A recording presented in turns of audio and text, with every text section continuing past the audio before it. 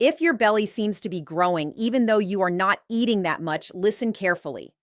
The problem may not be the soft fat you can pinch. The bigger concern is the deeper fat sitting around your organs. This is called visceral fat. And here's the part many people miss. You cannot crunch it away with sit-ups. You cannot sweat it off in one weekend. And you cannot fix it by simply eating less of the same foods that cause the problem. Visceral fat responds best when your body gets three signals at the same time: lower insulin, more movement, and enough muscle protection. That is why some people walk, diet, and still struggle, while others make a few targeted changes and their waist finally starts to move. Today, I'll show you the fastest realistic way to shrink visceral fat, especially after 55, without extreme dieting, unsafe fasting, or punishing exercise. And stay with me, because the last step is the one many people ignore, even though it may decide whether the fat comes back. Before we start, this is educational only. If you take medication for diabetes, blood pressure, heart disease, or any medical condition, talk with your doctor before changing your diet, fasting, or exercise routine. Now let's make this simple. Visceral fat is not just belly size. It is fat stored deeper in the abdomen, around organs like the liver, pancreas, and intestines.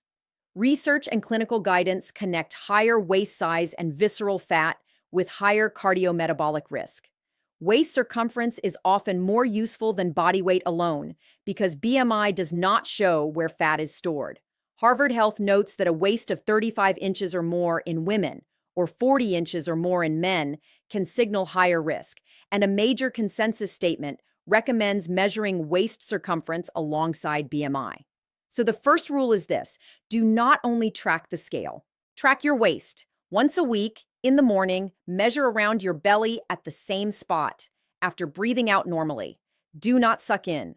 We are not trying to win an acting award here. We are trying to get honest information. Now, what shrinks visceral fat fastest? The answer is not one magic food. It is a four-part routine. Part 1, remove the foods that keep insulin high.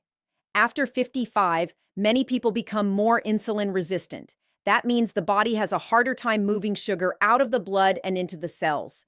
When insulin stays high often, the body gets better at storing fat and worse at using stored fat. This is why a breakfast of toast, jam, cereal, orange juice, and sweet coffee may look small, but inside the body it can act like a sugar signal. You think breakfast was light, but your insulin may think you ate dessert. The fastest food change is this: build your first meal around protein, fiber, and healthy fat, not refined carbohydrates. Instead of cereal and toast, try eggs with spinach. Instead of a muffin and coffee, try Greek yogurt with chia seeds, if it fits your plan. Instead of bread and juice, try chicken, avocado, and vegetables. If you follow keto or low carb, keep the plate simple. Protein first, non-starchy vegetables second, healthy fat third. A randomized clinical trial in older adults with obesity, ages 60 to 75, compared a very low carbohydrate diet with a low-fat diet over 8 weeks. The very low carbohydrate group had a much larger reduction in visceral fat, about 22.8%, compared with about 1.0% in the low-fat group.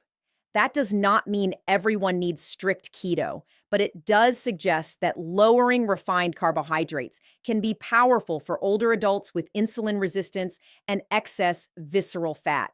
Here is the practical rule. For the next 14 days, remove the big belly triggers: sugar drinks, white bread, pasta, pastries, sweet coffee, evening snacks, large portions of rice, potatoes, and crackers. You do not have to be perfect, but you do need to stop giving your body the same signal every few hours. Now, part 2, walk after meals.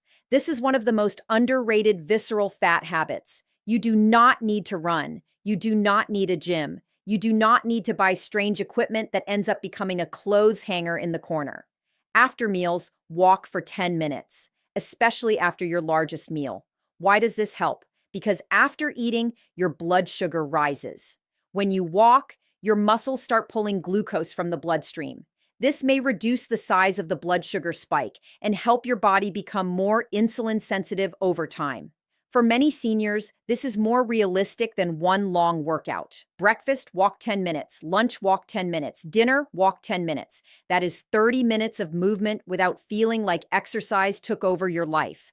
A major exercise meta-analysis found that aerobic exercise and high-intensity interval training at least moderate intensity can reduce visceral fat, with effective programs often using around 3 sessions per week for 12 to 16 weeks. For older adults, the safer starting point is usually brisk walking, then slowly building intensity as tolerated. But here is the key. Do not wait until you feel motivated. Tie walking to meals. When the plate goes in the sink, the shoes go on, even if the couch starts calling your name. And yes, the couch is very persuasive after dinner, but your walking shoes are looking at you like, are we doing this today or not? Now, part 3. Strength train twice a week. This is where many people make a mistake. They focus only on losing weight. But after 55, you must protect muscle while losing fat. Muscle is not just for looking strong. Muscle helps with glucose control, balance, metabolism, independence, and daily energy. If you lose weight too aggressively without enough protein or strength training, you may lose muscle along with fat. That can make long-term weight control harder. The CDC recommends that adults 65 and older include at least 150 minutes of moderate aerobic activity each week, at least 2 days of muscle strengthening activity, and balance work. The same CDC guidance also says that people should be as active as their abilities and conditions allow, because some physical activity is better than none. So here is a simple, senior-friendly strength routine. Do this 2 days a week. Sit to stand from a chair, 8 to 12 times. Wall push-ups, 8 to 12 times. Resistance band rows, 8 to 12 times. Standing calf raises, 10 to 15 times. Light dumbbell or water bottle carries, 30 seconds. Rest as needed. Start with 1 round, build to 2 or 3. This does not need to be intense. It needs to be consistent. And if you have knee, back, heart, balance, or joint issues, ask your healthcare provider or a physical therapist what is safe for you. Now, part 4, create a gentle overnight fasting window. This does not mean starving. This does not mean skipping meals until you feel shaky.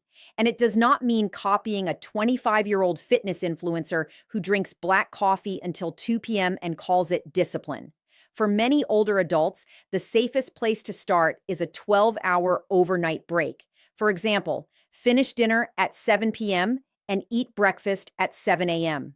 If that feels easy and your doctor says it is safe, you may slowly move to 13 or 14 hours.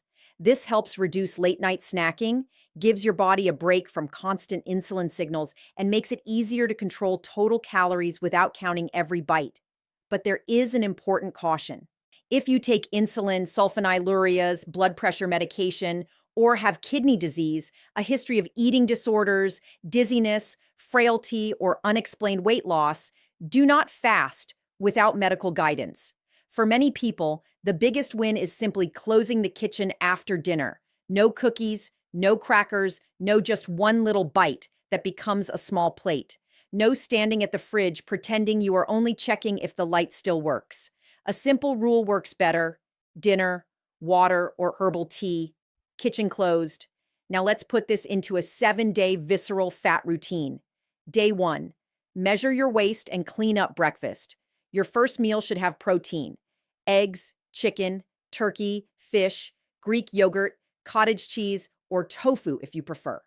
Add vegetables or fiber. Keep sugar and refined starch low. Day 2, add a 10-minute walk after dinner. Not a power walk, not a race, just move. Day 3, add strength training. Chair stands, wall push-ups, bands, light weights. Day 4, remove liquid sugar. No soda, juice, sweet tea, or sugary coffee drinks. This one step alone can make a big difference for many people. Day 5, stop eating 3 hours before bed. This helps reduce late-night insulin spikes and may improve sleep quality. Day 6, add a walk after your largest meal. If dinner is your biggest meal, walk after dinner. If lunch is your biggest meal, walk after lunch. Day 7, review your waist, energy, hunger, and cravings. Do not expect a miracle in 1 week, but notice signals. Are cravings lower? Is your belly less bloated? Is your morning energy better? Are your pants slightly more comfortable? These changes matter. Now let's talk about what not to do. Do not rely on AB exercises to shrink visceral fat. Core exercises can strengthen your body, but they do not selectively burn deep belly fat. Do not slash calories too low. Very low-calorie diets may cause fatigue, muscle loss, dizziness, and rebound eating, especially in older adults. Do not fear protein. Protein helps protect muscle during weight loss. Do not ignore sleep. Poor sleep is associated with more visceral fat, and shorter sleep duration has been linked with greater visceral fat mass in adults. Sleep is not magic, but it affects appetite, cravings, insulin sensitivity, and recovery. And do not chase perfection.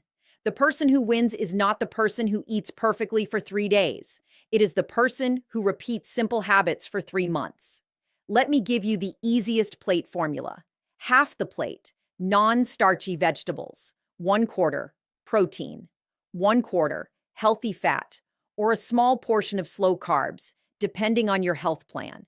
For keto, that may mean eggs with avocado and spinach, chicken with broccoli and olive oil, salmon with salad, turkey lettuce wraps, beef with cauliflower mash. For low carb but not strict keto, you might include small portions of beans, berries, or plain Greek yogurt. The goal is not to make food miserable. The goal is to stop the blood sugar roller coaster, because when blood sugar goes up and down all day, hunger gets louder. And when hunger gets louder, the bread starts calling your name from the kitchen. You know the voice. I'm just one slice. Then suddenly the toaster is involved. So make the decision earlier. Keep trigger foods out of the house when possible.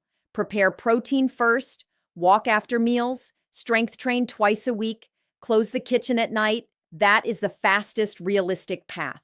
Not fastest as in overnight. Fastest as in the habits most likely to move the deeper fat without damaging your health.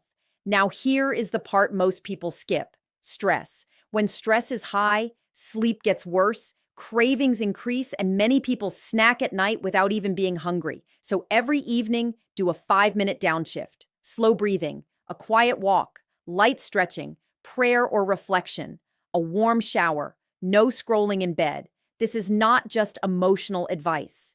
It helps your body move out of fight or flight mode and into recovery mode. And recovery matters when you are trying to lose visceral fat. So here is your simple daily checklist. Protein at your first meal. No liquid sugar.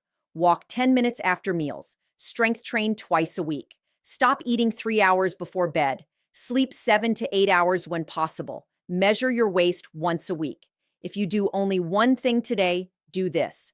After your next meal, walk for 10 minutes. That small walk can become the first vote for the body you want. And if you have tried before and slipped, that does not mean you failed. It means the plan may have been too extreme, too confusing, or not built for your real life. You can start again. Your body can still respond. The goal is not to punish yourself smaller. The goal is to give your body better signals every day. If this video helped you, comment "Start" below. That tells me you are choosing one small step today. And if you want to make this easier, watch my next video on the best low-carb breakfast after 55, because your first meal can decide your hunger, cravings, and energy for the rest of the day. Before you worry about calories, fasting, or workouts, focus on this simple rule. Get at least 20 grams of protein in your first meal. After 55, many people start the day with toast, cereal, fruit juice, biscuits, or sweet coffee. These foods may feel light, but they can raise blood sugar quickly and leave you hungry again a few hours later. Protein does the opposite. It helps you feel full longer, supports muscle, and may help reduce cravings later in the day. And remember, protecting muscle is very important when you are trying to shrink visceral fat. So tomorrow morning, try this: eggs with spinach, Greek yogurt with chia seeds, chicken or turkey with avocado, cottage cheese with a few berries, salmon with cucumber and greens. You do not need a perfect breakfast. Perfect. You need a breakfast that sends your body the right signal. And here's the simple test. If your breakfast makes you hungry again in 1 hour, it probably was not the right breakfast for visceral fat.